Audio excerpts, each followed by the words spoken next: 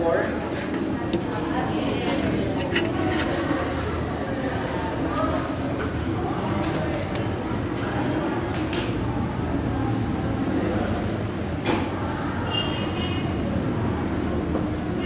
Okay.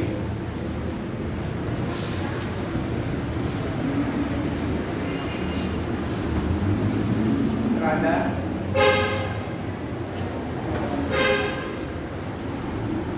Yes. Article 15.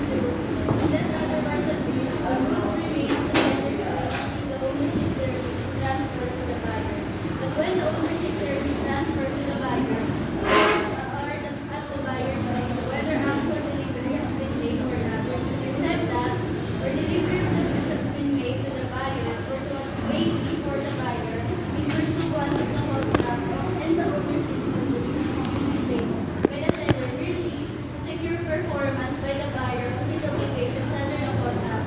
The goods are the buyer's risk from the buyer's second, where actual delivery has been delayed for the fault of either the buyer or seller. The goods are the risk of the party involved. Okay, explain. It only states in the article, if you will go for that, whoever have the ownership of the thing or the product of the thing in the contract, they are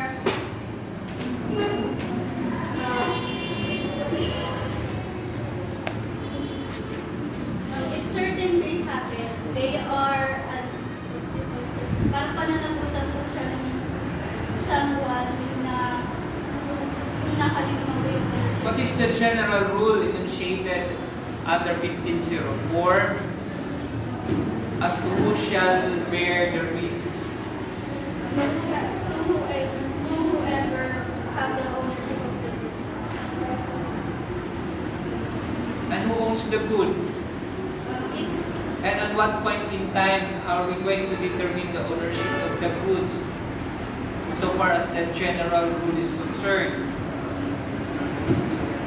as a general rule, as you all know, if the goods have already been delivered to the buyer, it is now in the buyer's, it is now the ownership of the buyer. But if it is not, it's still the ownership of the seller. And so, If it still belongs to the seller, there is he will shoulder the risk of the goods, and if it's already the buyer's, and if the ownership is already the buyer's, there is he will shoulder the risk in that goods. can you give us an example? For example, Mr. A is the seller, Mr. B is the buyer. Mr. A contracted Mr. B to Mr. B buys a car to Mr. A. Buys or sell to? Mr. B is the buyer, sir. He buys the Mr. A sells the goods to Mr. B, the buyer. Then when the car is still in the possession or ownership of the seller, whatever risk that he may encounter with the goods, he will shoulder that risk. But if the delivery of the goods, being it actual or constructive, the risk in that goods will be shouldered by the buyer. Okay, the general rule under 1504, the seller bears the risks until the ownership of the goods is transferred to the buyer. Prior to that transfer, again, it is the seller who bears the risk. The risk may be a loss, damage, deterioration, or impairment of the quality of the goods sold. That's the general rule. But when the ownership therein is transferred to the buyer, then the risk is shifted to that of the buyer. But in that case, there are exceptions. What is the exception? There's exception, sir. In order for the seller to be,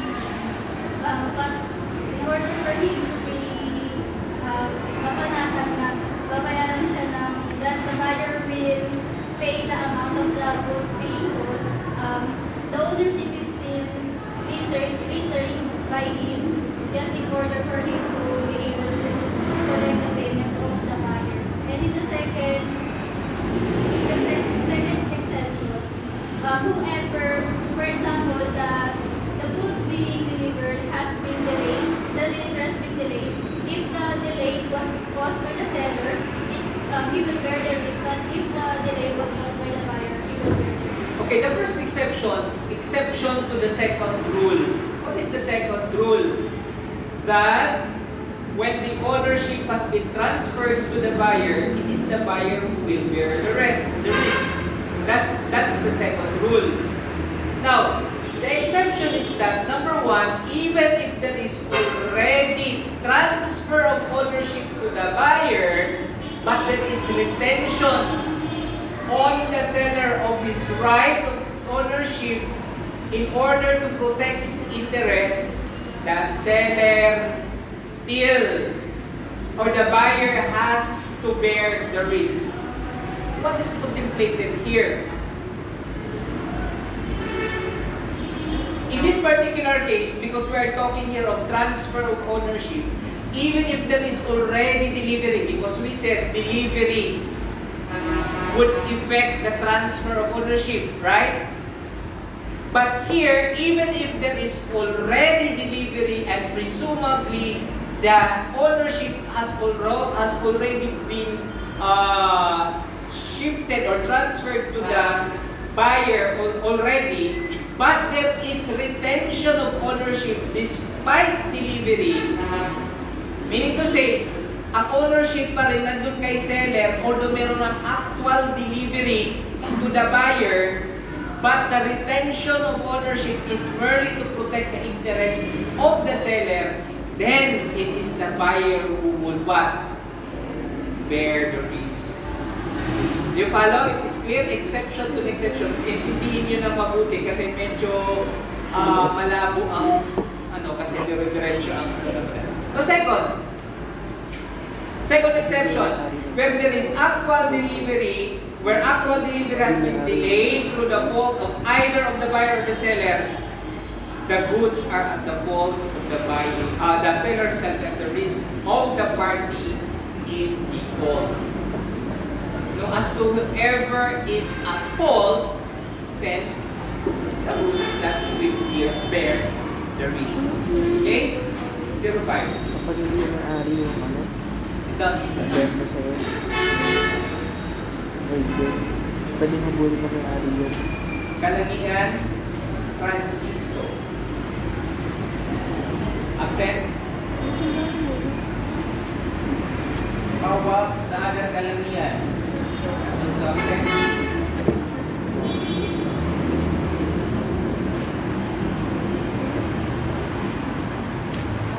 Sulatra. Absent?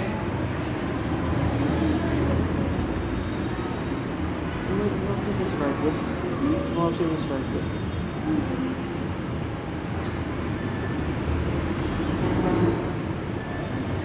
De La Cruz Mark Joel. Yes.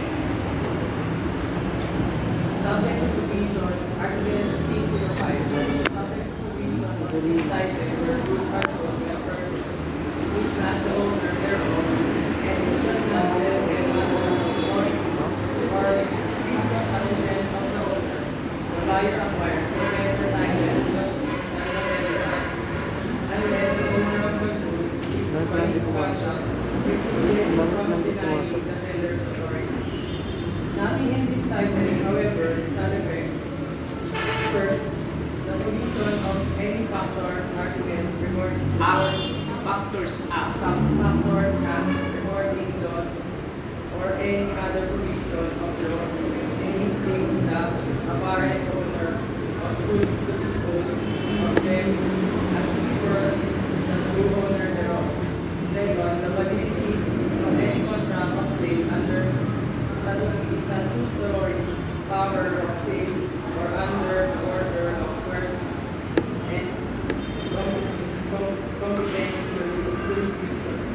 Third, purchases made in a merchant's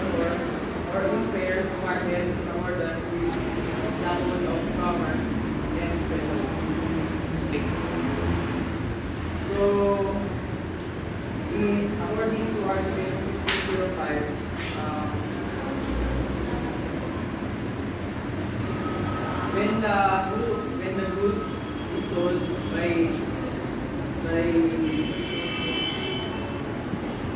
by a person who is not the owner or a third party,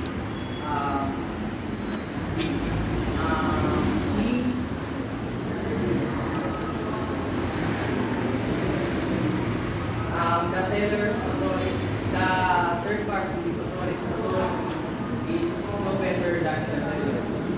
What does that mean? That the seller's authority or the buyer who acquires the good from a person who is not the owner or a person who is not acting under the authority or consent of the owner does not acquire better title than the owner. What does that mean?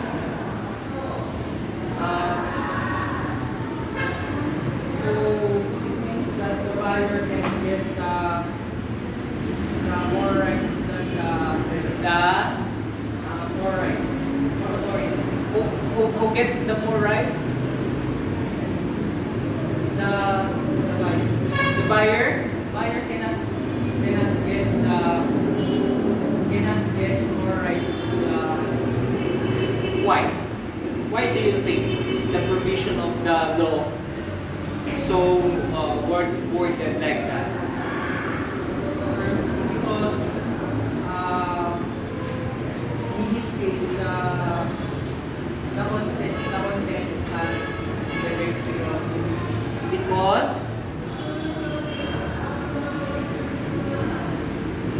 Because it is said that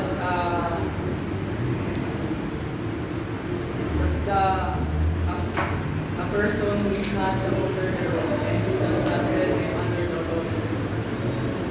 okay, listen.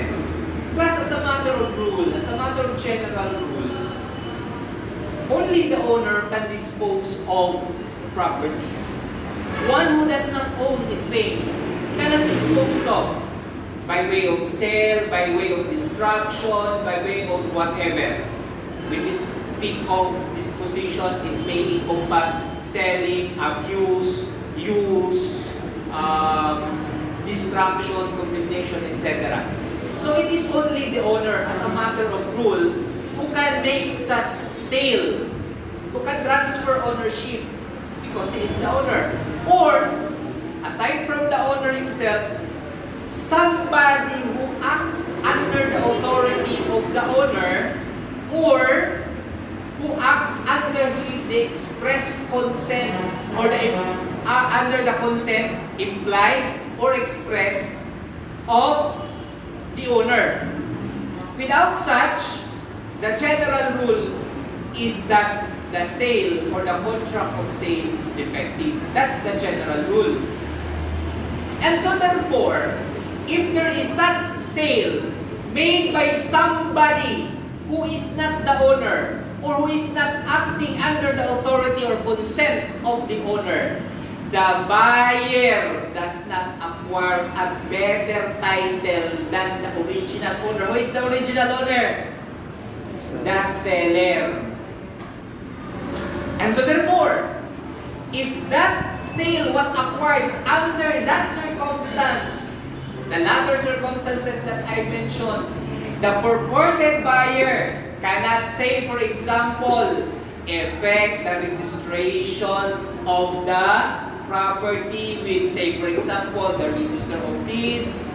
If that is a personal property, it may not affect a registration of the property, say, for the with the land transportation office, if it is a vehicle, etc., etc. Or he cannot even possess or have custody of the thing sold because, sabi nga, he does not acquire a better title than that of the original owner, which is the seller. Why is that so? Because, class, this is somewhat a caveat. You know what's caveat? And you know what's caveat emptor in your obligations and contract? Ano yung caveat emptor?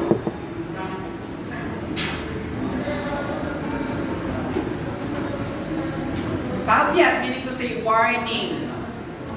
Warning for somewhat in notice. No? This is, the law is framed like that, the way it is framed, in order to what? To put guard on the buyer to exercise diligence. And what is that diligence required? To know whether or not he is dealing with somebody who has the right, first and foremost, to sell. Ibig sabihin, hindi tayo basta-basta makakabili dahil mura yung pagkakabigay ng presyo, ay bibili tayo agad. But take advantage of the somewhat lower price. Kaya wala tayong pakundangan, bili na lang dahil mura. Hindi natin pala alam na yung binibilhan mo, na yung pinagdidilan mo, ay hindi pala yung may-ari. So meaning to say, this is to serve as a warning or as a notice to the purported or prospective buyer to exercise diligence, to know the right of the persons they are dealing with. That's the general rule. So that, dahil hindi ka nag-exercise ng due diligence, you cannot acquire a better right. Because this also serves as a protection to innocent persons, in this particular case, the seller. Because without him knowing, yung kanyang palang property ay pinagbebenta-benta na.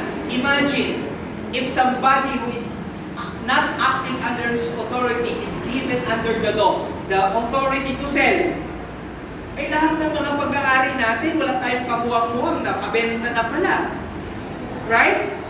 So that's the reason, that's the wisdom behind the framing of the law. Okay? Okay, now let's go to the exception. What is the exception? These are the exception where, although, sabi ng first sentence, first paragraph, although the buyer will not acquire no better title, sabi naman ng batas, exception, this provision, however, will not, sabi na,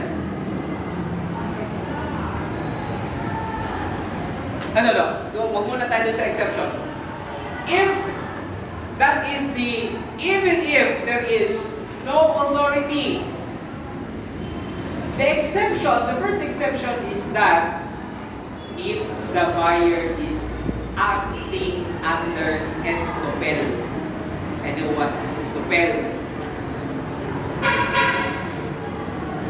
Ano yung estopel? Your obligations and contract. You know why? You know what? You will observe, we will always go back to your obligations and contract. That is why that is your first law, aside from the law on partnership and corporation, because someone is not related. Yung discussion natin will always refer us to your working knowledge of obligations and contract. This is to pen. This is to pen. Diba? Ito rin yung yata narinig yung you cannot have your cake and eat too. That principle, ano yung estopel or estopel? No? This is a convention under the law which prohibits somebody to deny that by which that act by which or by reason of this act another person or other person was made to believe. Now by his act, by his words, by his act, another person was made to believe as such. And so therefore, he is not allowed by law to deny or to what? to make good or to make corrections of what he has done or of what he has said, because if he will be allowed to do that, it will have the effect of what? Of enduring the rights and interests of other persons who believe in such act. Ano yung stupel when we are going to apply that here? Okay, hindi nga ako yung may-ari. I am not the owner of the thing that she is dealing with. She is negotiating with her. Sabi niya, bilhin mo na itong property na ito. Ganito. Akin yan. Harap-harapan na, harap-harapan kami nag-uusap. Hindi ako bumigo. Sa totoo, akin yung property. Idinil niya sa kanya. Sabi niya, akin yan. Right at that moment, I was at the opportunity to rebuke her. To say, oy, huwag kang maniniwala sa kanya. Akin yan. But what I did was to remain silent. Naniwala tuloy siya na kanya yun. Hindi nagkabentahan. Now, later on, ang nangyari, siguro silently, meron din kaming usapan na siya magbenta. Wala akong nakita doon sa napagbentahan. Babawiin ko na ngayon. Hindi kanya yun. Hindi kanya yun. E sabi nito, bakit hindi ka pumigo? Diba? So, on that, or in that particular case, the principle of estoppel will be applied to me. And what is that estoppel? I will not anymore be allowed by law to deny my having made silent when the negotiation was actually taking place. Because in this particular case, if I will be allowed to what? Undo what I have done, what I have wrongfully done, it will what? It will prejudice the interest of an innocent person. And that is stupid. Okay? One of the exception. Okay, now, exception. Nothing in this title, however, shall affect the provisions of any Factors Act, recording laws, or any provision of law enabling the apparent owner of goods to dispose of them as if he were the true owner thereof. Now, the apparent owner. Ano yung apparent owner? Sabihin na natin, apparent or owner in form, not in substance. No? Nothing or no provisions under 14 or under that title would what? Would affect now the provisions of any Factors Act, recording laws, or any other as if he were the true owner, enabling the apparent owner of the goods to dispose of them as if he were the true. In other words here, even if estoppel is to be applied, ano na ngayon ang mangyayari?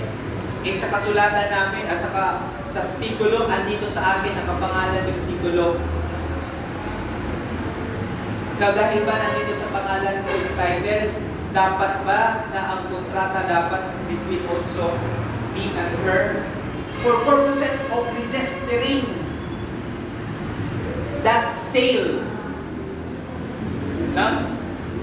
So, sabi ng exception 1, so no such provision will not apply. Because we are talking here of the interest of an innocent person. So, he made or he bought that thing in good faith, and so he will not be affected by the provision or by the application of the estoppel. Now, the validity of any contract of sale under statutory power of sale or under the court jurisdiction, etc. Plus, take note also that there may be instances where sale is decreed by the court or ordered by the court. Say for example, judgment execution or execution of judgment, where the court will what? Will order the sale of a property so that the proceeds may be applied to a debt or a liability. No? Here in this particular instance, of course, the owner is not the seller. Maaari kasi ang order ng court ay order ng court yung sheriff yung mag-execute ng judgment. Ano ba to? Say, meron isang kaso involving collection of suits. No? Collection suits, I mean. Where the debtor failed to pay, kaya ang ginawa ng creditor, inattach yung kanyang mga property so that whatever proceeds will be applied to the unpaid liabilities. In this particular case, the goods or the property will be put on public auction.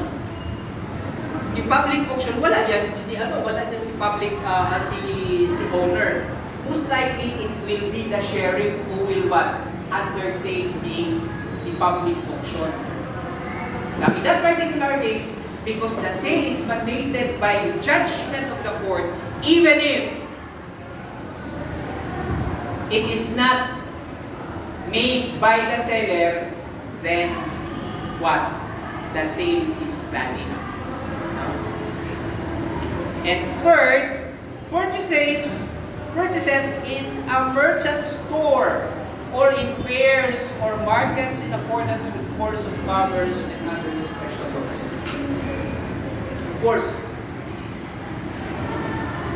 when we go to stores, when we go to groceries, when we go to department stores, and we intend to buy something, are we going to ask the teller or yung salesman, inyo ba talaga to? Hindi ba ito nakaw? You would not do such a thing. Because the presumption is that when a thing is put to market for sale to the public, the presumption is that the seller is the owner. No?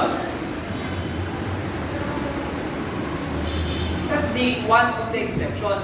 Now, if for instance, there is such goods put to merchant store for sale, which without the knowing of the merchant store's owner, na-acquire pala niya yan galing sa GSM. Yan, nakikita niyo dyan sa mga tabi-tabi ng mga cellphone dyan, na sabi nila mga second hand. Hindi natin alam kung ano yung source niyan. Baka nga galing sa GSM yan. Okay. Paano nga yan kung mga nakaw nga yung mga cellphone na yan? Now, dahil ba dito, lusot na yung mga nagbibenta dyan?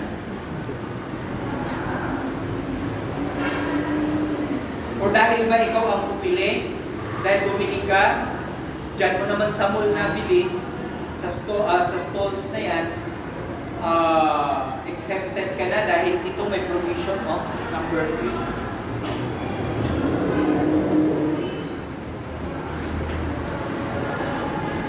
Okay, take note of this.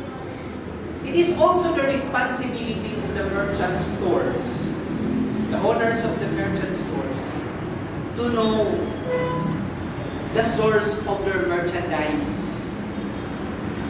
So that yung mga stalls na nagbebenta dyan ng mga cellphone na alam naman natin, alam ng mga may-ari dyan na karamihan dyan or malamang meron dyan mga nakaw din, which by the way, under the anti-fencing law, bawal magbenta ng nakaw na bagay. Sila, kung mahuli sila dyan, baka mamaya guilty sila ng anti-fencing law.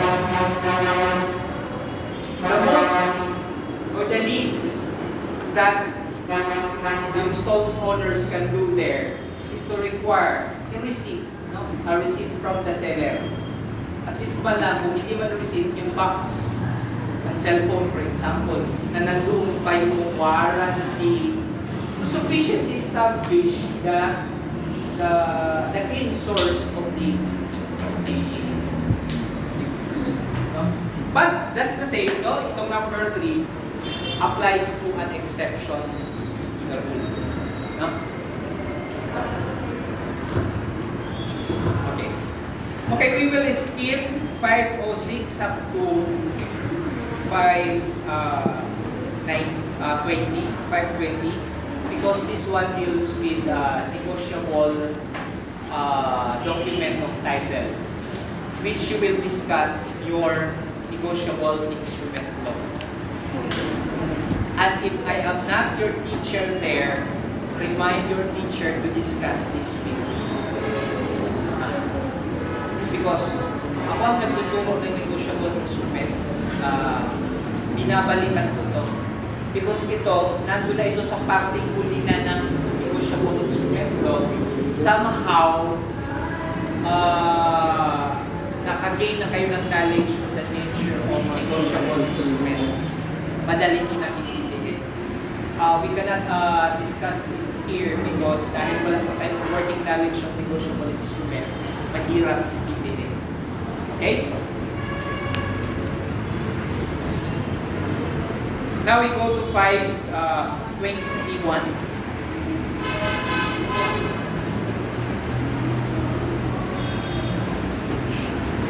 Which refers to the place of delivery of the goods.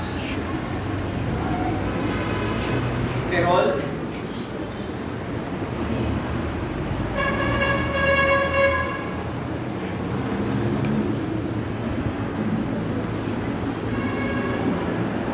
Whether it is for the buyer to take possession of the goods or for the seller to sell them to the buyer is a question depending on each clause of the contract, expressed or implied between the parties. Apart from any such contract expressed or implied or usage of trade to the contrary, the place of delivery is the seller's place of business if he has one entity, not his residence, but in case of a contract of sale of specific goods which to the knowledge of the parties when the contract or the sale was made were in some other place than that place is the place of delivery. Whereby a contract of sale, the seller is bound to send the goods to the buyer, but no value for sending them is fixed. The seller is bound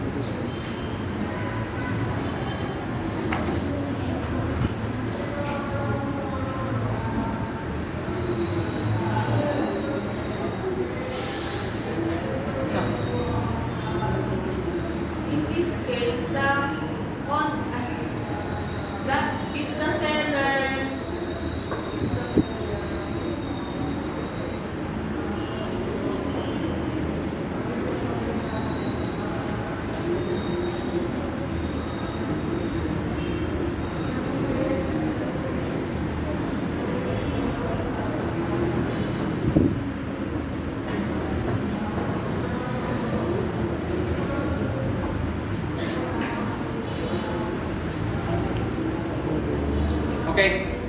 Remain standing. Okay. Delivery. The place of delivery. When to make delivery. What time to make delivery. Who shall make delivery. So these are the questions that are answered under 1521. First, as a matter of rule, as to whoever take possession of the thing sold, or as to whether it is the seller who will send the goods to the place of the buyer, is a matter that is to be agreed upon by them in the contract. Yan ang ibig sabihin nun. That's the general rule. If say for example, the contract would say that the thing sold shall be picked up by A, the buyer, at the seller's residence, then that agreement will be must be followed. And so that when that is the tenor, or when that is the agreement, the buyer going to the house of the seller where the goods have to be picked up, that is also delivery. Yung delivery, hindi lang yung hinatid ha. Yung pag-pick up also is a mode of delivery. Because it is a transfer of ownership, it is a transfer of possession. Okay? Or it may be the other way around. That the contract may say that the seller will have to deliver the goods sold to the residence of the buyer. So whether or not it is the buyer who will pick up or it is the seller who will deliver or will send the goods is a matter of agreement between the parties. But what if there is no such agreement? Now, ito na ngayon yung clear application of the law. Ano ang sabi? Apart from any such contract, express or implied, or usage of trade to the contrary, the place of delivery is the seller's place, if he has one, and if not his residence, and if he has one, and if not his residence. Lakasin kama. But in case of contract of sales of specific goods, which to the knowledge of the parties, when the contract of sale was made, were in some other place, then that place is the place of delivery. Okay, in the absence of the agreement, matter of rule, point of sale. Ano yung point of sale? Diba when we buy goods at the sari-sari store, that's the point of sale. And right there and there is delivery. Kung binigay na sa'yo yung tindera yung there is delivery. And the delivery place is the place of the sari-sari store owner. Kaya naman, pag pumunta kayo ng department store or whatever merchant store, yan ang tawag dyan mga point of sale. That point of sale is also the place of delivery. Okay? Dito si official business place. If he has no what? Place of business, then what? The seller's residence. Kung sa seller's residence. Now, if contrary to that, kung walang agreement, hindi rin mag-apply yung point of sale, wala din dun sa seller's residence, if the thing sold is in the possession of the third person, then the place of such person shall be considered as the place of delivery. Agree tayo? Okay. That the thing that I'm going to buy from you is nandun sa talyer. Sasakyan pala yun. Kung ang agreement natin, natin, apin mo doon sa talyer, then yung talyer yung place of delivery. Hindi lang naman, hindi. No.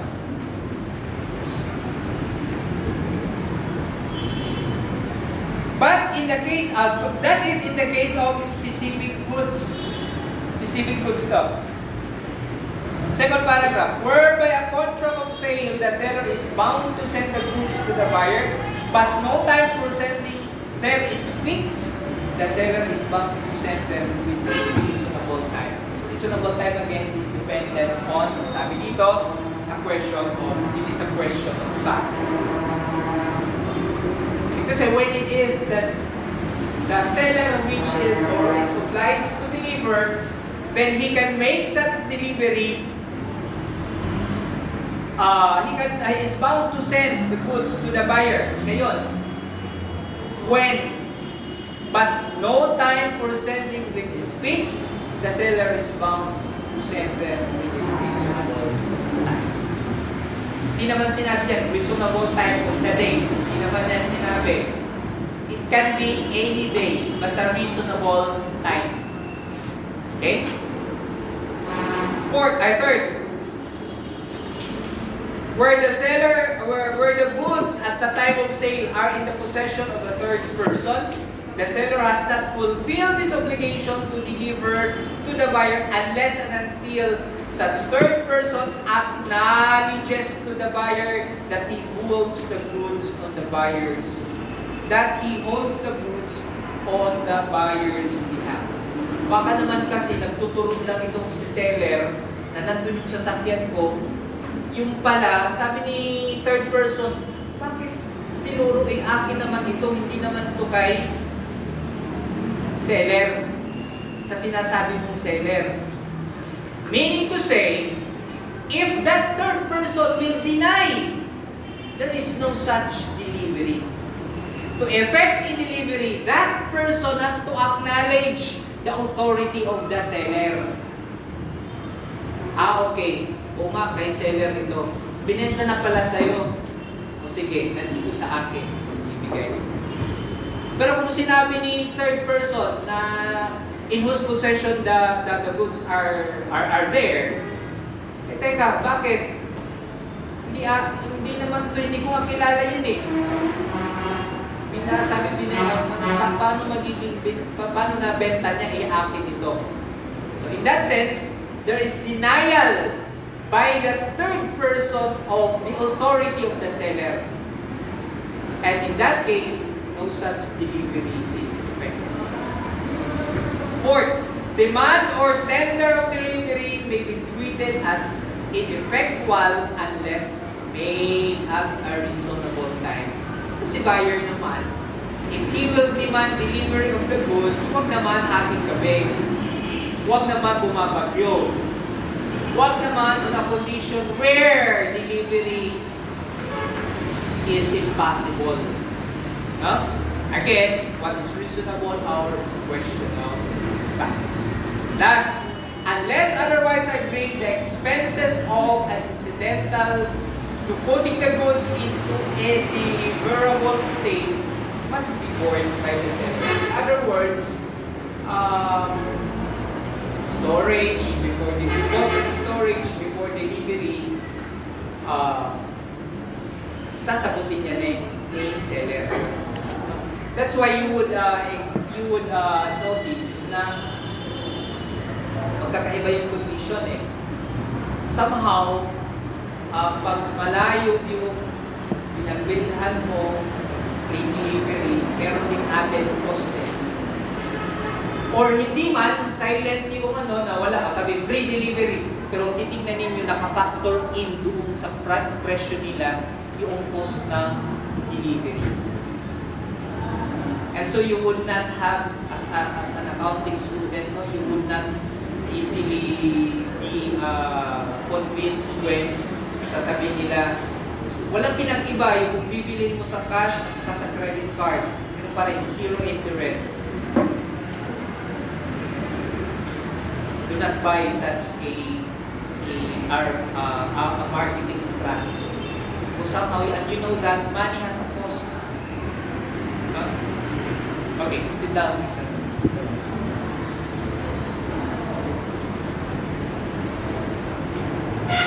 Okay, dito na si Mr. Calamian Francisco. Mali lang. 22. Madali mo ano.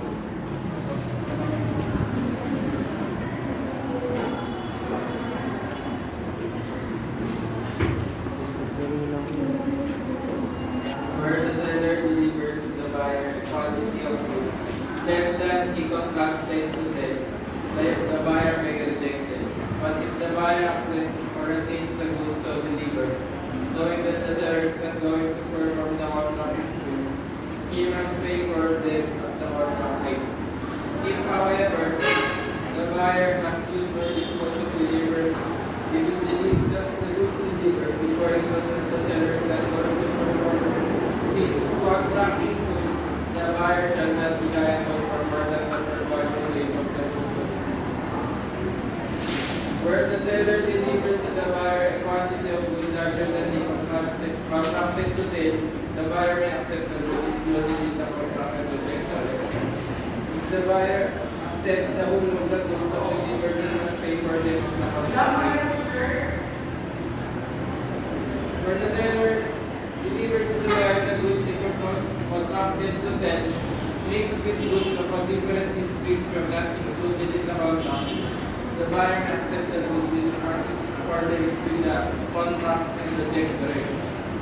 In the preceding two paragraphs, if the subject matter is indivisible, the buyer may reject the whole of the goods. The provision of this article are subject to any usage of trade, special agreement, or course of dealing between the parties. Explain, Mr. If the buyer, if the seller deliver the goods which has no quantity than in the contract of sale, the buyer may reject the sale.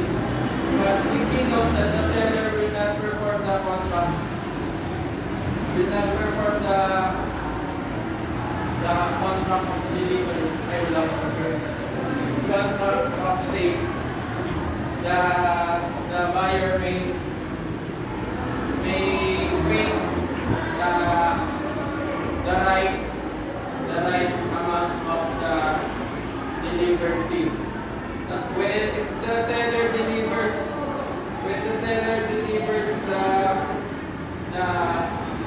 the goods with mixed goods, the buyer may pay the seller up to the amount that is not mixed with another goods.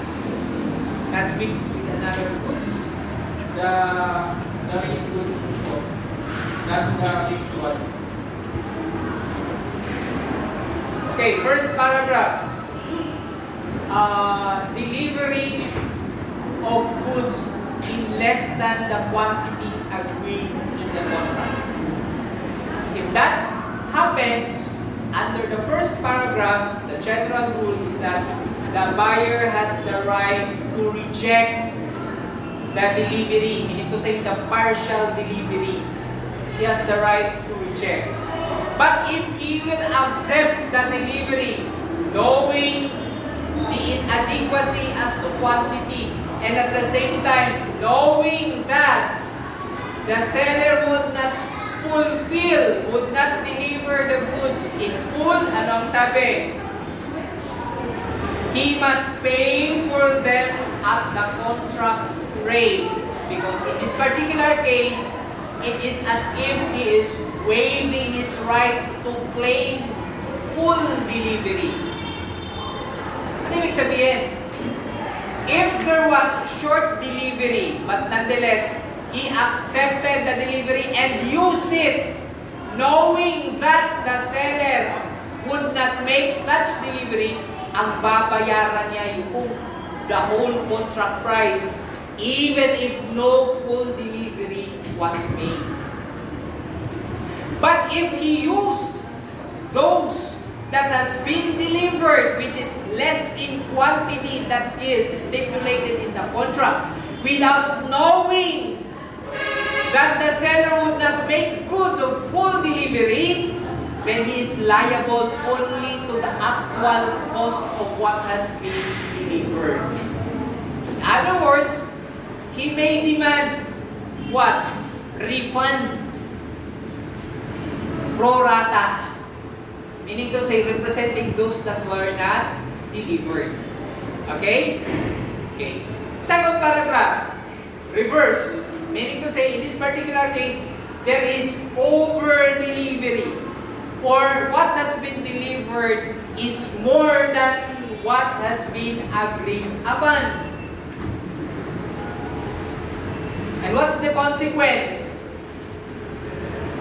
The same as in the first situation, where the buyer is given the right to reject. You see?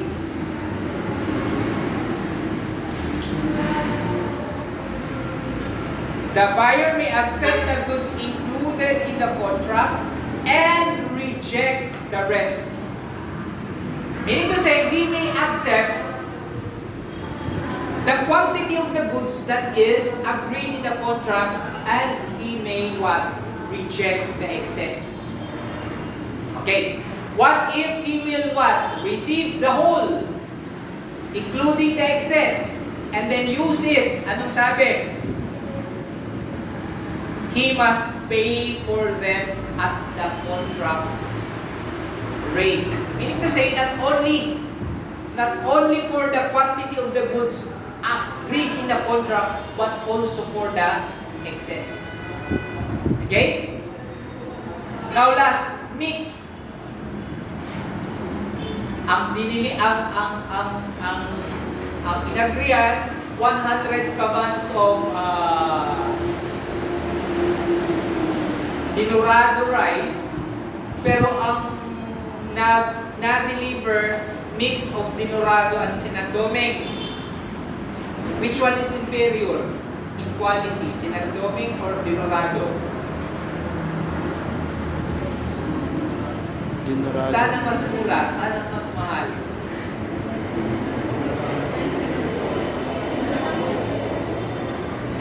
Mas mahal ang jasmine rice. Yes. Or yung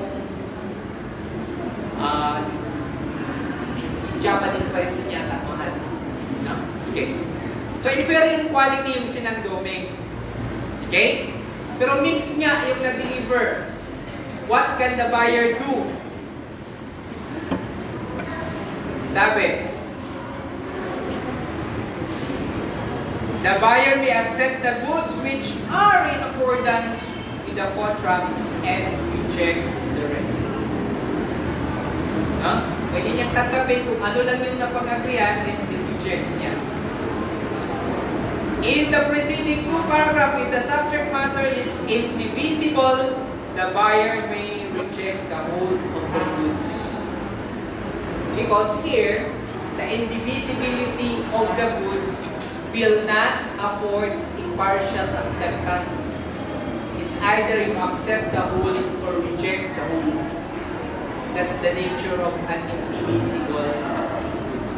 The provision of this article is subject to any usage of trade, or what to say, whatever is the customary in trade or in commerce or under special agreement, it will be used.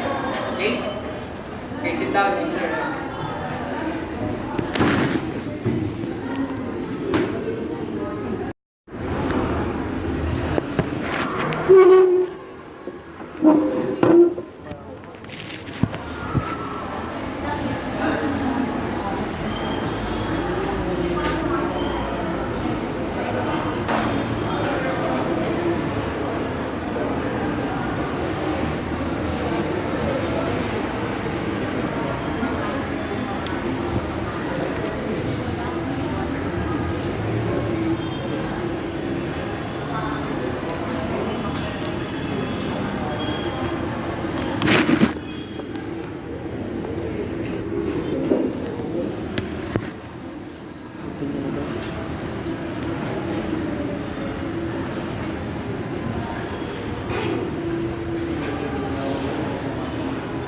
Where did we stop?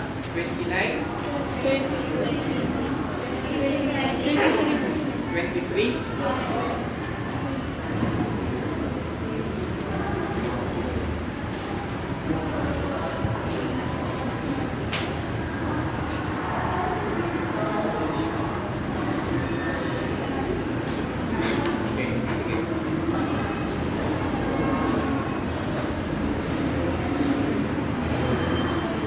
So we're now on 1524. 23, sir. 23.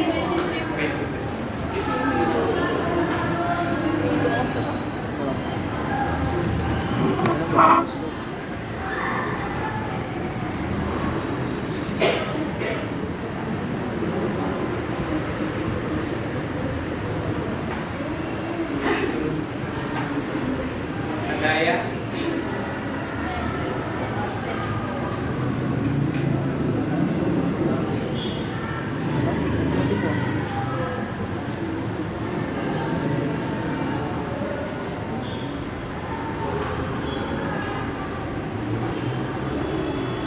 Sulatra? Read. Article 1522. Where in personal of a contract of sale, the seller is authorized or required to send the goods to the buyer. Delivery of the goods to a carrier, whether named by the buyer or not, for the purpose of transmission to the buyer is named to be a delivery of the goods to the buyer, except the cases provided for in Article 1503, first, second, and third paragraphs, or unless a contrary intent appears. Unless otherwise authorized by the buyer, the seller must make such contract with the carrier on behalf of the buyer, as may be reasonable, having regard to the nature of the goods and the other circumstances of the case. If the seller makes so to do, and the goods are lost or damaged in course of transit, the buyer may decline to treat the delivery to the carrier as a delivery person, or may hold the seller responsible in damages. Unless otherwise agreed, where goods are sent by the seller to the buyer under circumstances in which the seller knows or ought to know that it is usual to insure, the seller must give such notice to the buyer as may enable him to insure them during their transit. And if the seller fails to do so, the goods shall be deemed to be at his risk during such transit. Okay, let me explain na lang para mabilis tayo. Okay, take note that in 1521, he said that whether or not it is the buyer will pick up the goods sold or whether or not it is the buyer or the seller who will deliver the goods to the seller is a matter that they have to agree in a contract. Okay? You have to agree whether or not it is the buyer who will pick up or it is the seller who will deliver. Now in 1523, sabi doon, where in the contract it is agreed that the goods is to be delivered by the seller, delivery by the seller of the goods to a carrier is deemed delivery to the buyer. So, delivery pa lang by the seller to a carrier so that the carrier may in turn deliver that to the buyer.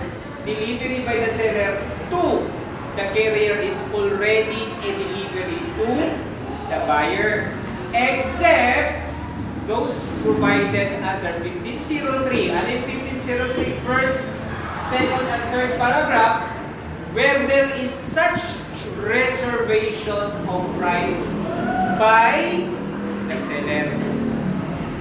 In other words, even if there is already delivery to the carrier, if ownership is reserved under the circumstances provided in 1503, first, second, or third paragraph, or there is such contrary agreement, then delivery to the carrier is not delivery to the buyer. Yan lang ang ibig sabihin nun. Now, if there is such agreement for the buyer or for the seller to deliver the seller is obliged to make a contract with the carrier. Meaning to say, it is the responsibility of the seller to make arrangement with a competent carrier for the latter to deliver the goods to the buyer. Having regards with what? With the nature of the goods to be delivered. In other words, it is the responsibility of the seller to see to it that the goods will reach to the hands of the buyer in the conditions that goods were agreed at the perfection of the contract. So that if, say for example, the goods to be delivered are perishable, then it is the duty of the seller to look for a carrier who is maybe in the business of transport of perishable goods. So that maybe, or for sure, kukunin siguro ni seller yung carrier na may mga refrigerated fund because of the nature of the goods. Or if the goods to be delivered will be destroyed or will deteriorate its quality because when it gets wet, siguro naman si seller hindi ko kontrata ng carrier na pick up lang, hindi close van ang gagamitin. So these things have to be what? Insured, have to be looked into by the seller when he is going to contract out a carrier for purposes of delivering the goods to the buyer. Yun lang ang ibig sabihin nun. If the seller would fail to take such responsibility, then he will be made to answer for damages. Because the second paragraph, it is clear as to what is the extent of his duties and responsibilities. Third paragraph, again, if after having transferred or if the goods is to be transferred to a seller and to the buyer through a carrier, and the seller knows or ought to know that the goods have to be insured, meaning to say, in order to protect the goods from damages or from being lost, siguro sabi ni carrier, sabi ni seller, dapat itong kunan ng insurance policy. So that if the goods are to be transferred from Manila to Cebu by vessel, it is a customary business that transport of such nature shall be under an insurance policy. Now, dapat i-insure yan. Kasi kung lumubog ang barko, dapat ay kahit paano may mag-reclaim sa insurance policy. And if that is the case, sabi, if the seller knows or ought to know that the goods have to be insured, he is going or he is mandated by the law to inform the buyer so that the buyer will have to what? Will have to procure for himself insurance of what? Of the goods. Because take note that the responsibility of the seller is extinguished upon delivery to the carrier. Because sabi natin, transmission of ownership is right away shifted to the buyer upon delivery to the carrier. So from carrier to the buyer, kanino na yung goods? Kay buyer. So dapat, from that point in time, nag-cease na yung obligation or duties and responsibilities ni seller. Dapat naman, from that moment on, going to the buyer, ownership na yan ni buyer. Kailangan naman, i-protect naman ngayon ni buyer yung kanyang interest. Paano yun? Kung alam ni seller na dapat ma-insured yung goods, ay dapat i-inform niya si buyer so that the buyer, as the owner now, will have to procure insurance policy. You follow? Here yan ha? 25. 24. 24. IKEA. The vendor shall not be bound to deliver the title the vendor has not paid him the price or no period for the payment has been fixed in the contract. Okay. Take note that a contract of sale is a bilateral contract. No? The performance of the other is correlated by the performance of the other. In other words, here as debtor or creditor or whatever parties we have, you learned in your obligations of the contract that in a bilateral contract, the act of one will what? Trigger the performance of the other party of his obligation will trigger the performance of the other party also of his obligation. So that in a contract of sale, being a bilateral contract, no? If the buyer has not paid for the price, of course, the seller is not obliged to make delivery. Take note, ito ngayon yung kaliwaan. No? Okay. That is the first rule. Or, sabi, if no period for the payment has been fixed, has not paid the price, or if no period for the payment has been fixed in the contract. Meaning to say, here, there is already delivery, but no payment, no period of time of payment which was agreed. No? In other words, pwedeng nagkaroon na ng delivery, but under a term. Maybe, okay, I will deliver to you. I will send to you my car, and you are going to pay me at the end of 2019. So that's December 31, 2019.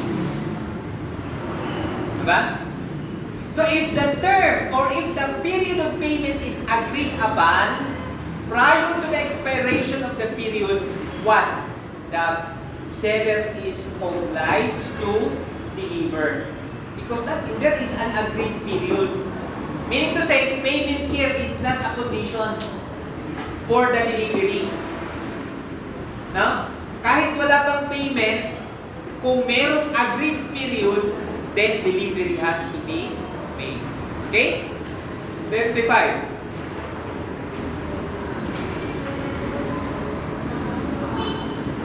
San Juan. Article 1525. The seller of goods is deemed to be an unpaid seller within the meaning of this title.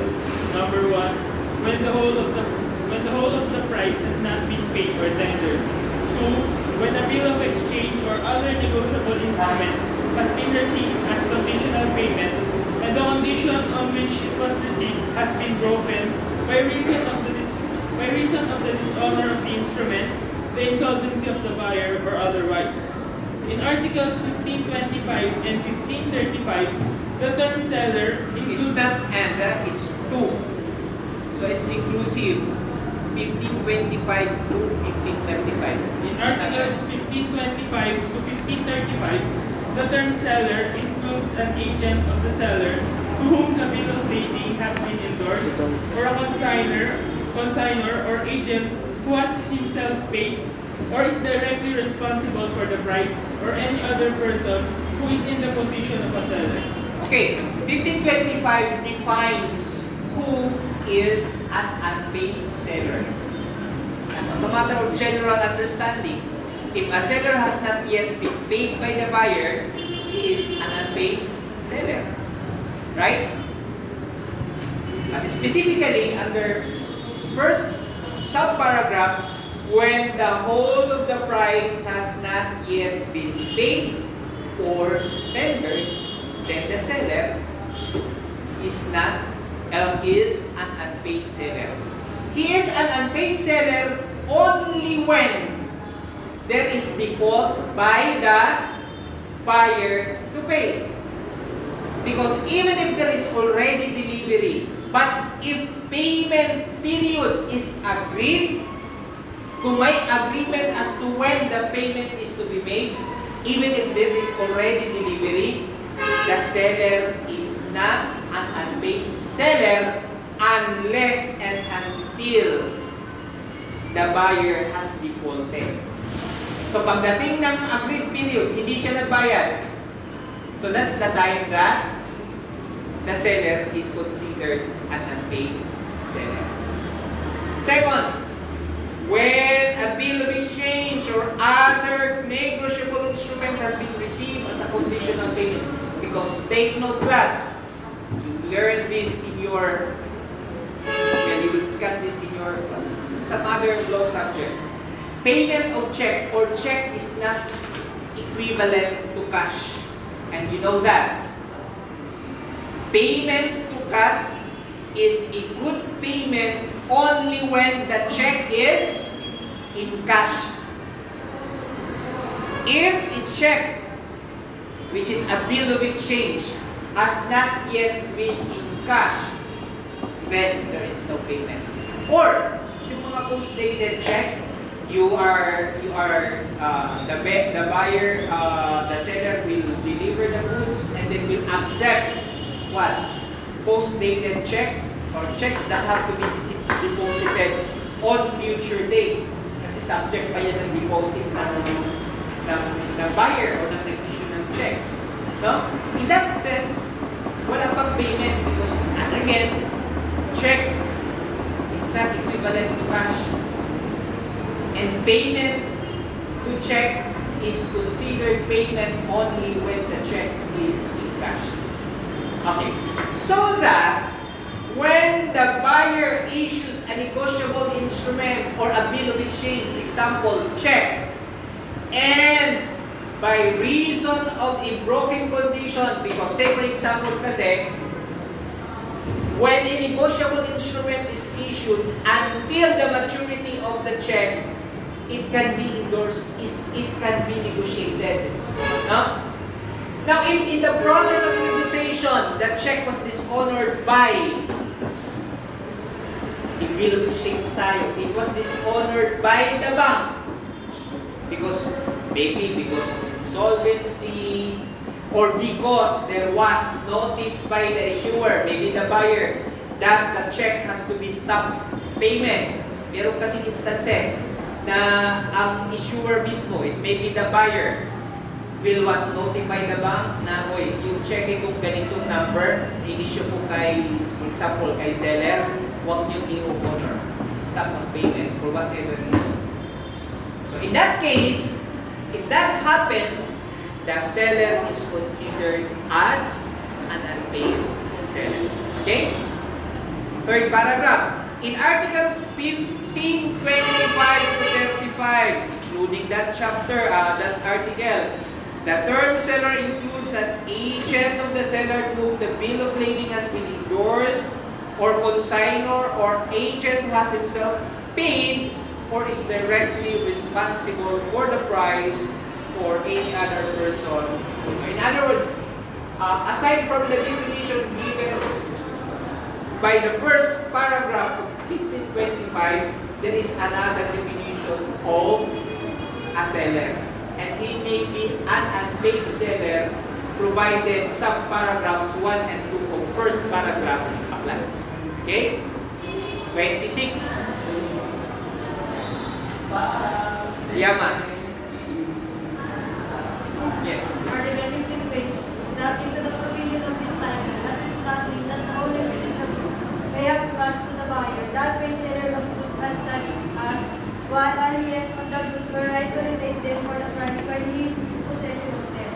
So in case of the insolvency of the buyer, a right of stopping the goods in transit after he has parted with the possession of them. 3. A right of the sale as limited by this title. 4. A right to rescind the sale as Rescind was limited by this title. Where the ownership in the goods was not passed to the buyer, that which seller has, in addition to other remedies, a right of withholding the delivery, similar to a transcendental with this right of lien established and transit over the ownership was passed to the buyer. Okay, let me explain. Subject to the provision of this title, notwithstanding that the ownership in the goods may have passed to the buyer, the unpaid seller of the goods as such has number one, a lien on the goods or right to retain them for the price while he has in possession of them. Ano ito ibig sabihin? Even when there is already transmission or reversion of ownership from the seller to the buyer, if the seller will become an unpaid seller, these are the remedies available to him or given to him under the law. Okay? Now, first, a lien on the goods or right to retain them for the price while he is in possession of them. Muna tayo dun sa lien of the goods. Lien of the goods. Take note that in lien, the right of lien, the seller already has parted physical custody of the goods. The goods may be now at the hands of the, say, carrier. But applying 1522, it is 1522. Applying 1523,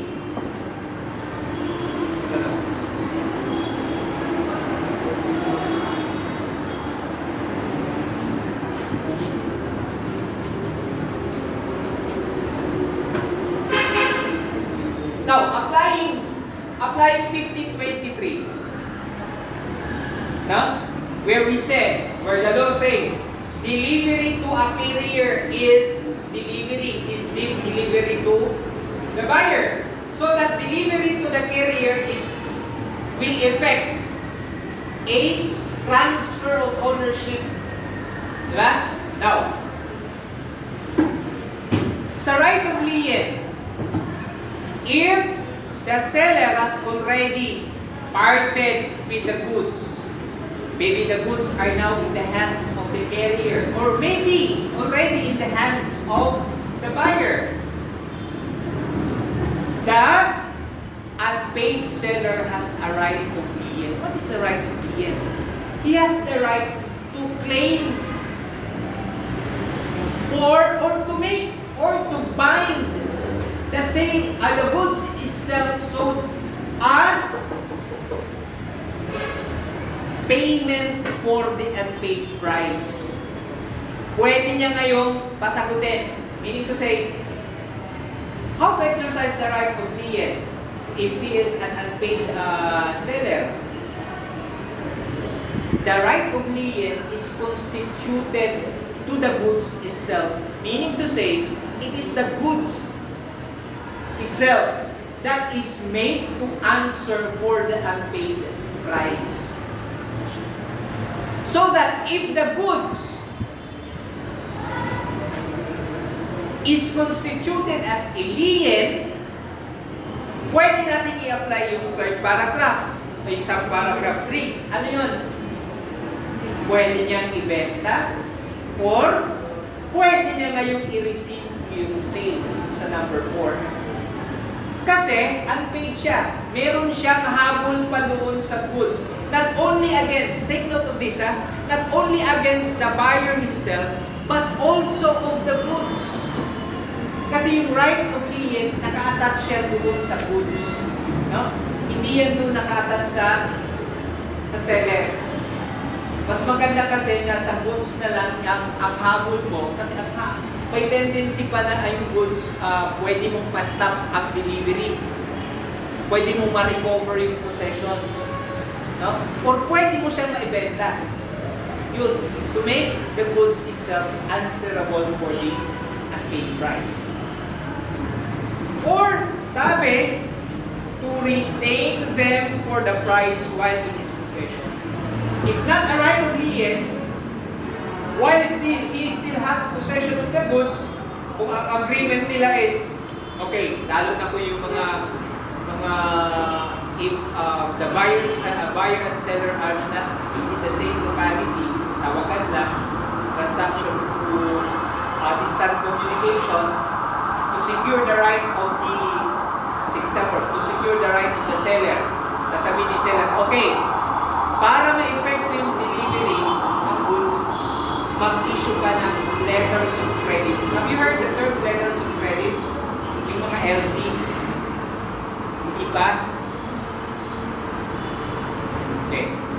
Ito yung ang letters of credit, this is required. Say for example, okay, mag-issue ka ng letter of credit. Ang gagawin yan, the buyer will go to a bank. He will draw the so-called letter of credit. Pupunta siya sa bangko, hihingi siya ng parang certification na, okay, sasabihin ng bangko, seller, nagpunta sa akin si buyer at meron ditong ganitong halaga that is specifically intended for payment of the things that he bought from you. And then, since nandiyan na yun, parang standby, payment lang ba? Okay, sabi ni seller, ay sabi ni bank, okay, nandito na ngayon yung letters of credit. That's the time that the seller will effect the delivery. Okay, i-deliver ko na ngayon yung goods. Kasi meron ng letters of credit. Pagdating na dun kay seller, ang bayaran hindi na, ay kay buyer, ang bayaran hindi na kay buyer. Pwede nang i-claim ngayon ni seller sa bangko, pwede niya ngayon kunin ngayon yung cash. Pero tingnan, ang security naman ngayon ni buyer, sasabihin niya kay seller ay kay bank, huwag mong i-release yung letters of credit hanggang hindi nakakarating sa akin yung goods. Yan, ibig sabihin kaliwaan. Do you follow? Okay. Now,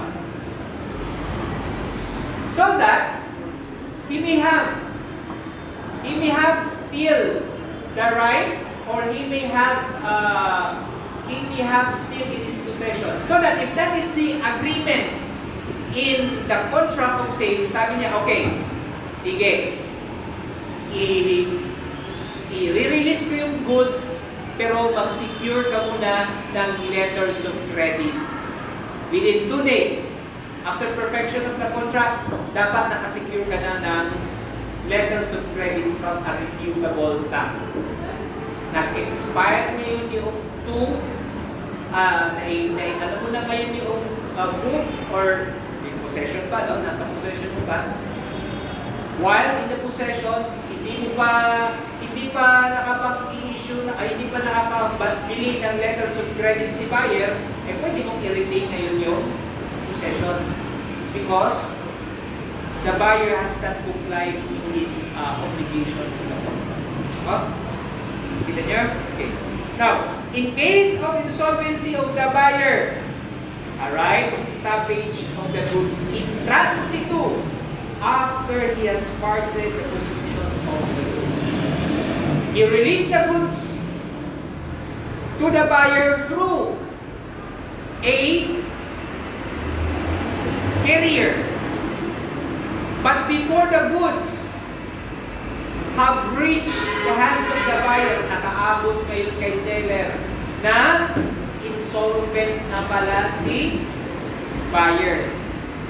He can notify the carrier to stop delivery. Yan ang ibig sabihin, what? Stoppage in transit. Kaya naman stoppage in transit because the goods are still in transit to the buyer. There cannot be stoppage in transit kung ang goods nandun na kay buyer. Take note of that. That's the very meaning, the literal meaning of the term. Meaning to say, that can be exercised when the goods are still in transit to the buyer. Okay?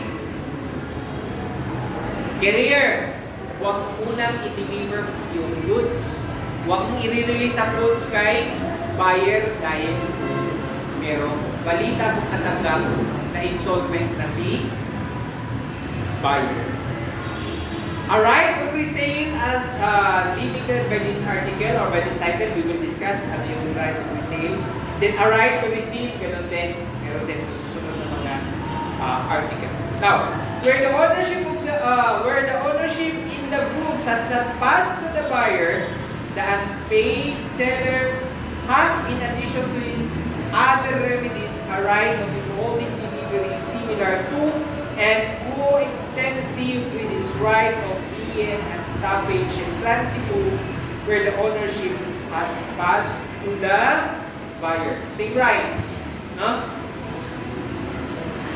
Has not yet passed to the buyer, maybe papunta pa lang kay carrier yung goods, and then meron siyang nabalitaan that the goods are that the buyer has become insolvent.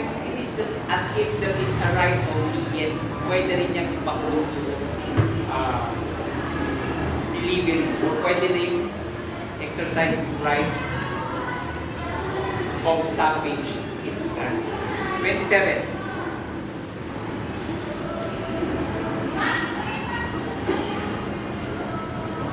May read?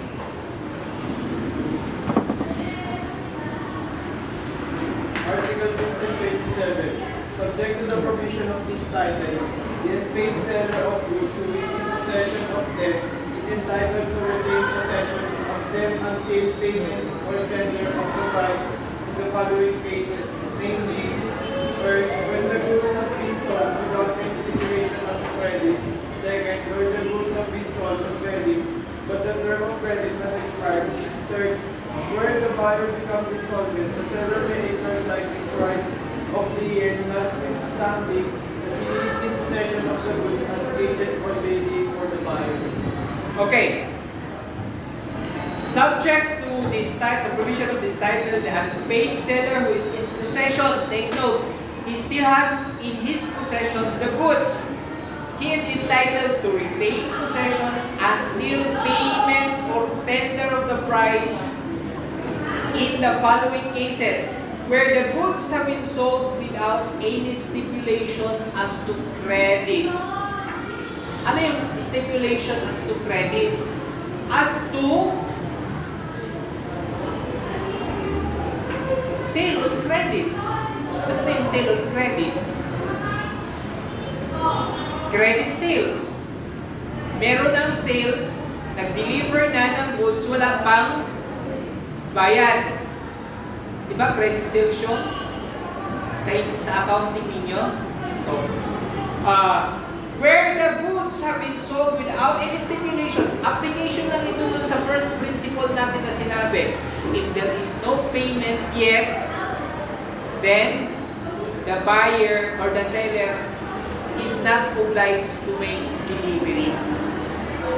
But where, take note of this, but where there is agreement of sales on credit, even if there is no, and even if there is no payment yet, take note, the seller is obliged to deliver. Dahil may agreement ng credit, utang nga eh. Paano magkakautang? Diba? Ganito yun. Ganito lang kasimple yun. Isipin nyo lang. Pag nagbentahan tayo, nagbilihan, nagbentahan, kung wala tayong pag-usapan ng utang, ibig sabihin nun, kaliwaan yun. I-deliver ko sa'yo, babayad ka sa akin. Pero kung sinabi ko, okay, bibili ako sa'yo, pero utang muna ha, paano siya magkakautang sa'yo kung hindi ka magdi-deliver?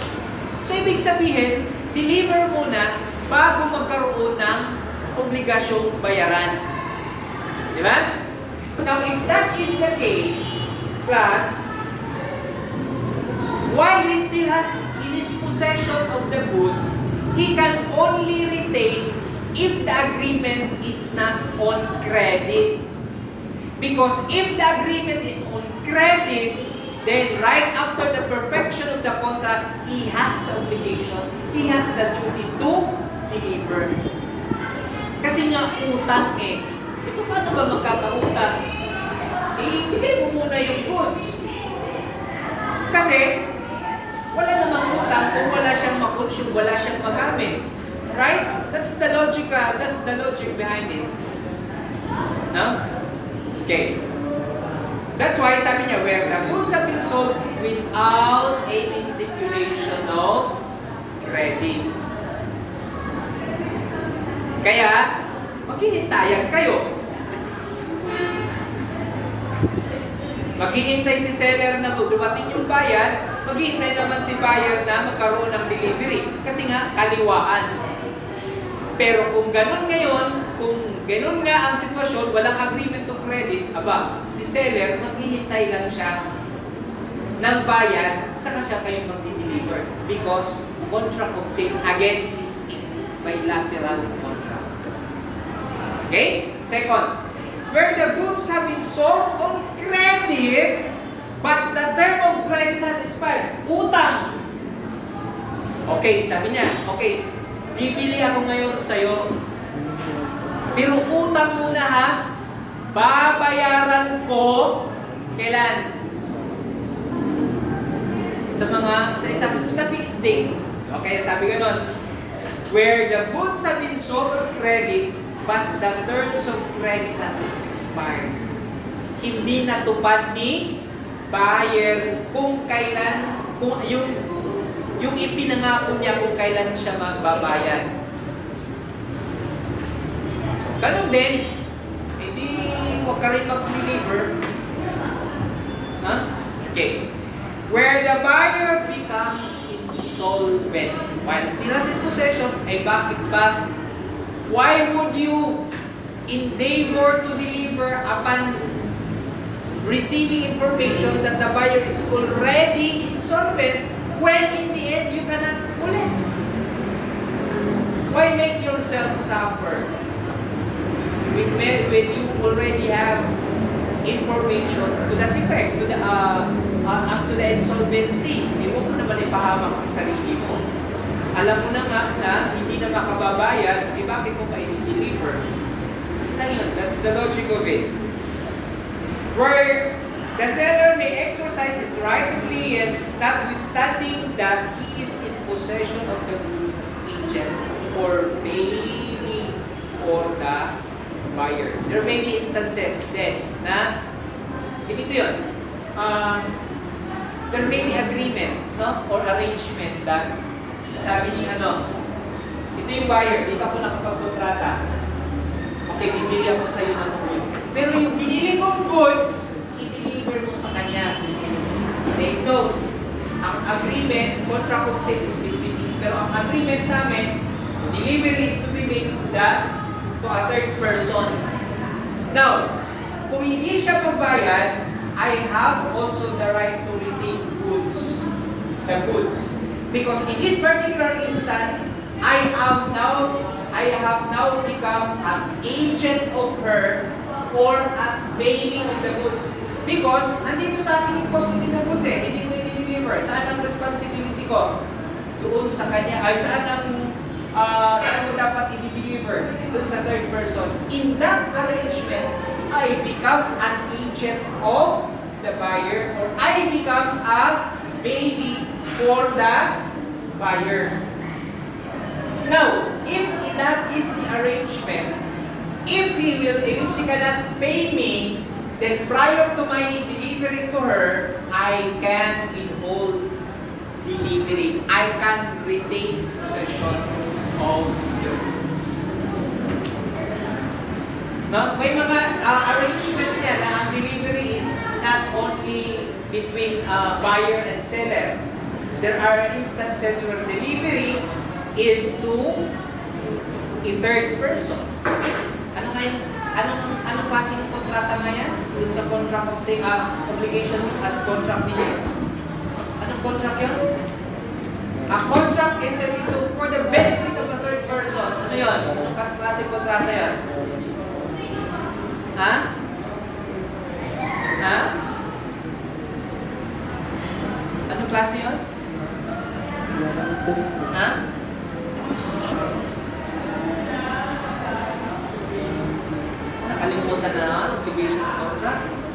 Stipulation. Ang hirap i-pronounce but it is a stipulation pour at wa. Ano yun? Pour at war. Ano yun? Stipulation.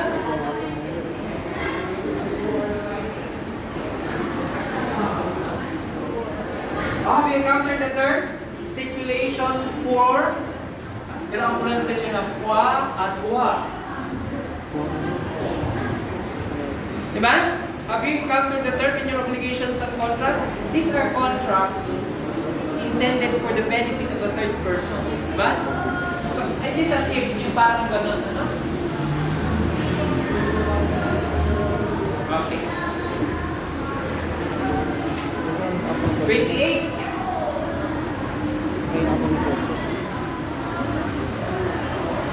Francisco. Absent? Yes. Read.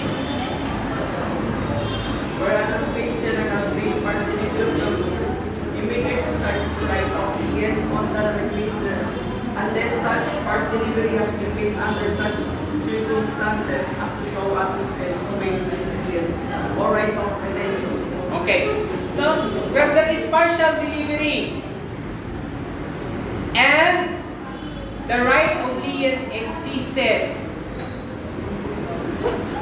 maybe under the circumstances provided under 1526, then the unpaid seller can exercise his right of lien as to the remainder. As to the remainder. But if, take note, the exception, he can also exercise his right of lien insofar as the whole is concerned if the delivery, or if the first delivery, sabi, has been made under such circumstance as to show an intent to waive the lien or right of redemption. In other words, he cannot exercise his right of redemption insofar as the remainder is concerned if thou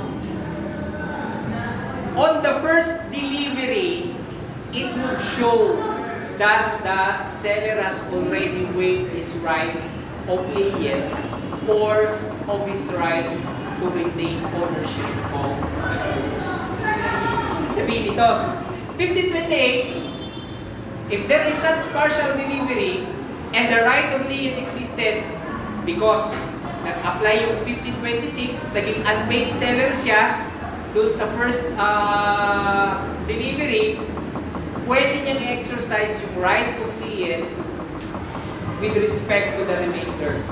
But he loses his right to exercise the right of lien insofar as the remainder is concerned if in the delivery of the first, yung nauna, the act of the buyer indicates that he waived his right of lien or he waived his right to retain the ownership of the goods. Okay? 29. Ferrol. The unpaid seller of goods loses his lien thereon when he delivers the goods to a carrier or other vendor for the purpose of transmission to the buyer without reserving the ownership of the goods or the right to the possession thereof. When the buyer or his agent lawfully obtains possession of the goods by waiver thereof, the unpaid seller of goods having a lien thereon does not lose his lien by reason only that he has obtained judgment or decree for the price of the goods. When does an unpaid seller lose his right of lien? Under the three circumstances provided under 1529. First, when he delivers the goods to the carrier, etc., without reserving his right of ownership in the goods or the right of possession thereof. Because in this particular case, lien because he has not reserved his right of ownership over the goods. So to be safe, in the contract, it has to be stipulated that, say for example, the seller reserves his right or reserves ownership in the goods until they are in the actual custody or possession of the buyer. So in that, delivery to the carrier or to a carrier is not a delivery to the buyer because express ang nandun nakalagay sa kontrata that he reserves his right of ownership or he retains the right of ownership until the goods are in the actual possession. Okay? When the buyer or agent lawfully obtains possession of the goods, even if it's still in transit, paano kung na-intercept ni buyer? In transit pa lang yung goods, tapos na-intercept ni buyer, and then si carrier, sinurrender yung custody or possession of the goods, right after, since here there is already transmission or actual transmission of the goods, wala na lien.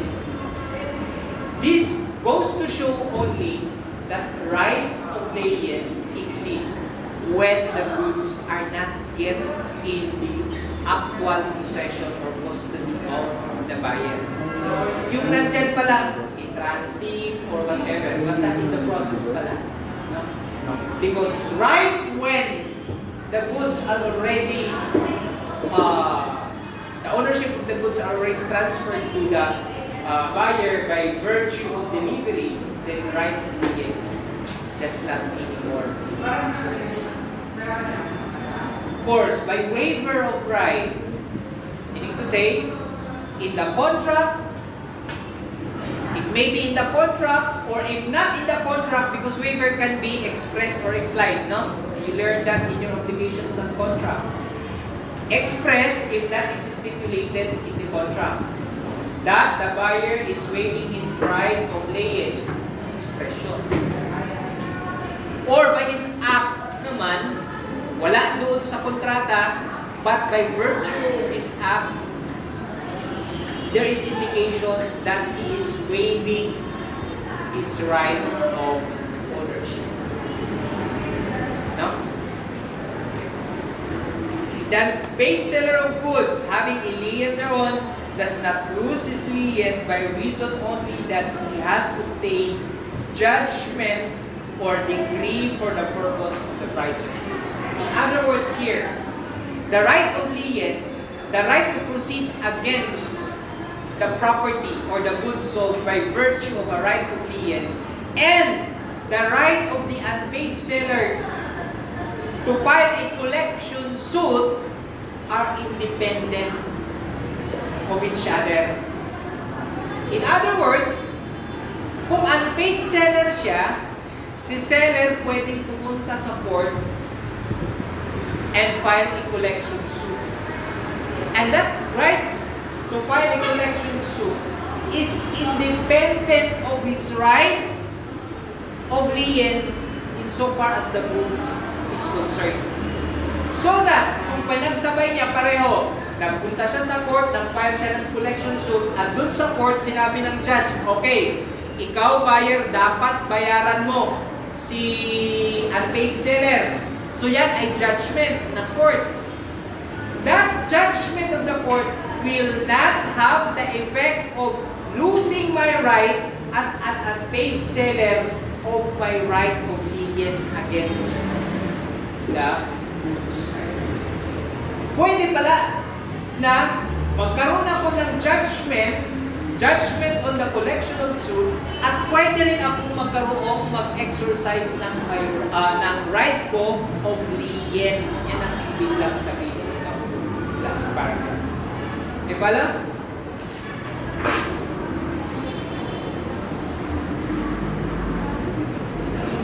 Tison?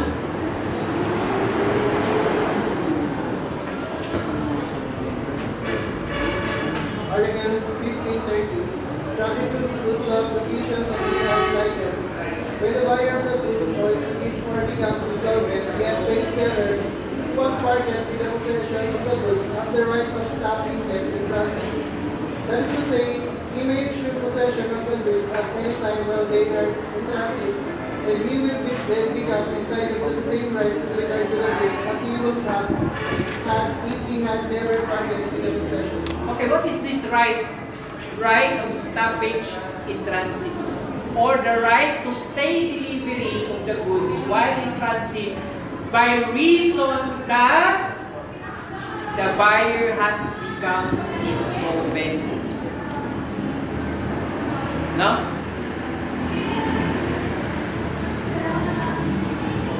The unpaid seller who has parted with the possession of the goods has the right of stopping them in transitu.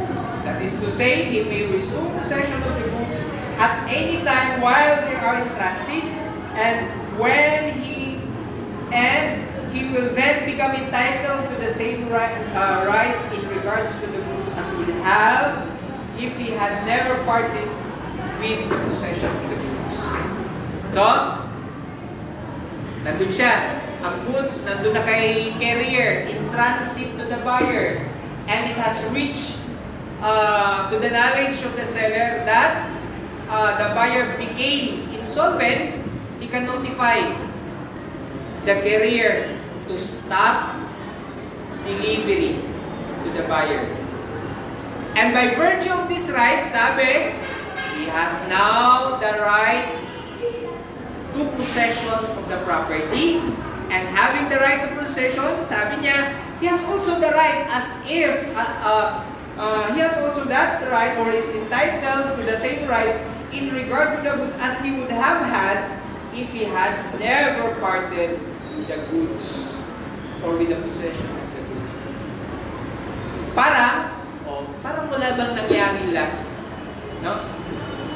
Insolvent na siya, so you have the right, you exercise the right of stoppage in transitu, and then you took possession of the goods. Now, ano ngayon yung mga rights mo? The right to resell, no? Or the right to retain the goods, etc. As if he never had sold the goods. 31.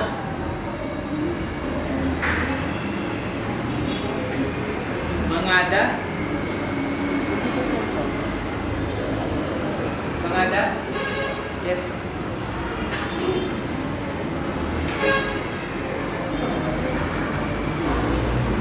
Article 1531. Goods are in transit within the meaning of the preceding article. Number 1. From the time when they are delivered by a carrier by land, water, or air, or other means for the purpose of transmission to the buyer, until the buyer or his agent in that behalf takes delivery of them from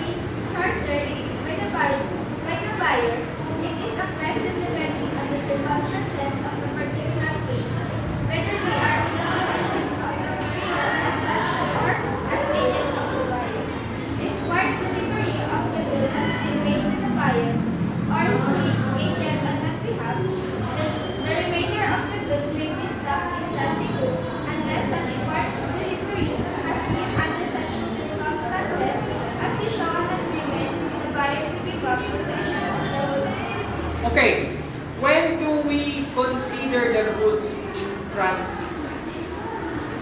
Number one, from the time that it is put in custody of the carrier by air, water, etc., up to the time that it reaches or the good reaches the hands of the buyer. So, from the seller to the carrier, the goods are not yet in transit. Yung reckoning natin ng in transit starts from the time that the goods are delivered. Nandun sa hands ni carrier, and then from carrier to the buyer, that is in transit. Okay? Second, if the goods are rejected by the buyer and the carrier or other bailee continues in possession of them, even if the seller has refused to receive them back. Nandun sa kamay ni carrier, tinender yung delivery kay buyer, but buyer refused. And in that case, nandun pa rin kay carrier yung possession, then it's still considered in transito. Now what if, sabi ni carrier, seller, buyer rejected acceptance of the goods. Eh sabi na pa ni seller, hindi ko rin yan tatanggapin. Anong rason bakit hindi tinanggap? So, in that sense, nandun pa rin kay carrier ngayon yung goods. And in that case, still, the goods are in transit. Now, it is no longer in transit under what circumstances?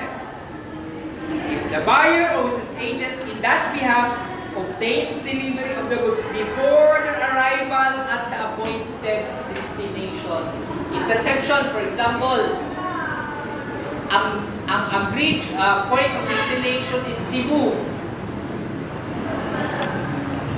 Nangangalahati pa lang sa biyahe yung barko, na-intercept ni buyer, kinuha yung possession of goods. So from that point in time, the goods ceases to be in transit. Okay? Second, if after arrival of the goods at the appointed destination, the carrier or other bailee acknowledges to the buyer or his agent that he holds the goods on his behalf and continues in possession of them as bailee for the buyer or his agent, and it is immaterial, the further destination of the goods may have been indicated by the buyer. Okay. It is also not anymore in transitu if at the point of destination, the carrier acknowledges to the buyer that the former has in his possession or custody the goods. Sabi ni buyer, ay sabi ni seller, ay ni carrier or buyer, andito sa akin yung goods. At anytime pwede mo nang kunin or pwede ko nang kunin. So in that case, meron ng information, the goods ceases to be in transit. Or, sinabi ni, even if, sabi nga, it is immaterial, the further destination, sabi ni buyer, okay, carrier, pwede mo bang, instead of delivering that to me, pwede mong i-deliver kay C? Sabi naman ni carrier, okay, sige, i-deliver ko doon. That subsequent instruction of the buyer is not material to determine the cessation of the goods being in transit. Now, if the carrier or other bailee wrongfully refuse to deliver the goods to the buyer or his agent in that behalf, wrongfully refuses,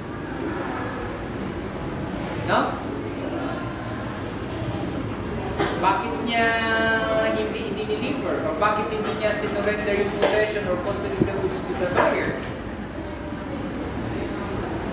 Parusa naman yan kay seller kung hindi i-consider as having ceased to be in transit to. Wala namang fault si seller. Diba? Okay. If the goods are delivered to a ship, freight train, truck, or airplane chartered by the buyer, it is a question, depending on the circumstances of the particular case, whether they are in the possession of the carrier as such or as an agent of the buyer. Meaning to say, being chartered by the airplane chartered by the buyer. Meaning to say, nag-hire mismo si buyer of an airplane, a cargo train, a ship to pick up the goods. Ang sabi, it is still the agreement of what the parties in the contract that would determine whether or not the goods are transit. No? So, i-spell out nila yun doon sa kontrata. But, take note of this.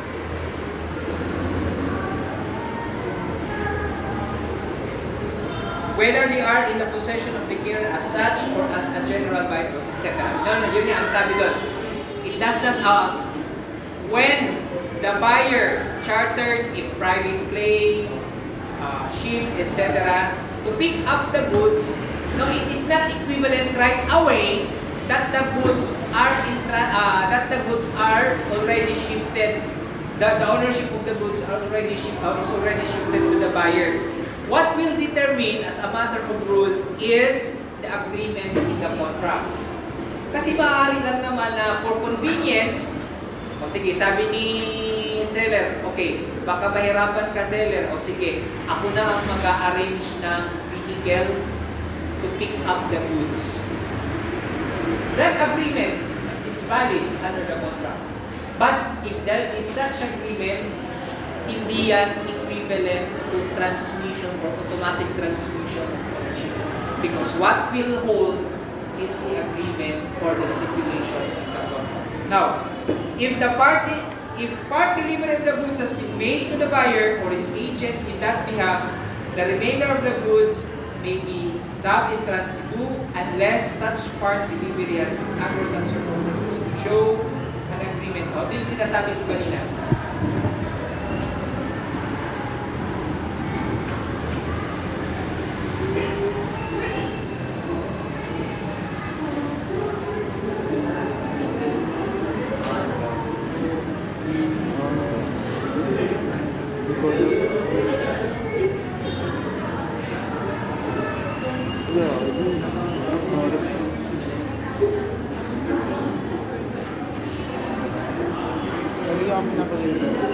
Para siguro oras na po kailangan sa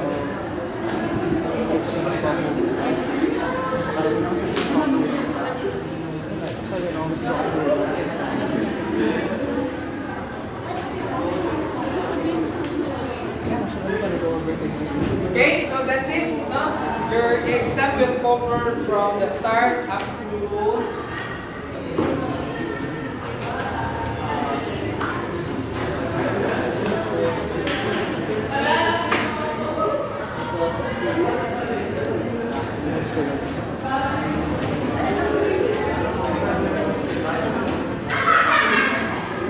sige, up to 30.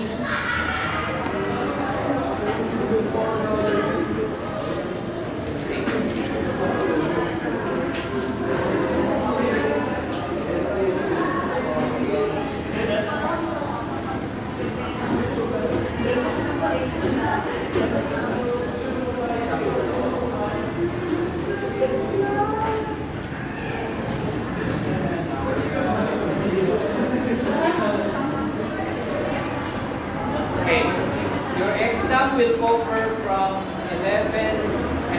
14:58 up to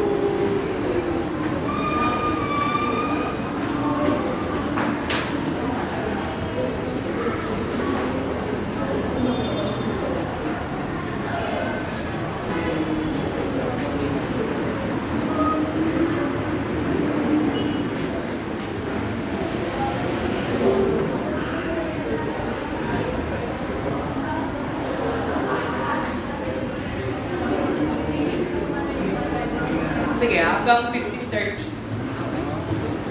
Really.